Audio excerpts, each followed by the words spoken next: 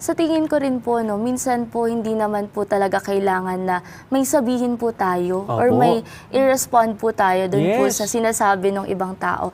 Minsan yung empathy po, nakikita rin po siya sa pakikinig lang po. Yes, Yung through actions, yes diba? Hindi ka, po. wala ka namang sinabi, Opo. diba? Pero through your actions, na ipadadama mo na nag-e-empathize ka doon sa Yes. taong yun. Ano pa po, paano pa po natin mapapakita yung empathy? May ipapakita natin, kapatid na Chelsea, ang empathy kapag ka iniiwasan nating maging mapanghusga. O karaniwan dyan, kapatid na Chelsea, yung ang hina-hina mo naman.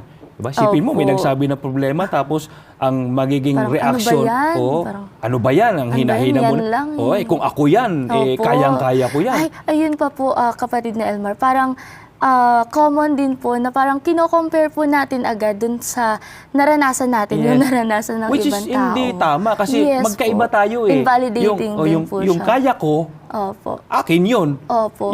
Yung kaya ko marahil hindi mo kaya. So Opo. hindi mo pwedeng sabihin na yung problema niya, kaya niya kasi kaya mo. Opo. Hindi po. Kasi nga, magkaiba po kayo. Opo. May gana ka pa kaya na sabihin yung iba mo pang problema. Parang madi-discourage na po ako na magsabi. Hindi na Yes. po ako magsasabi.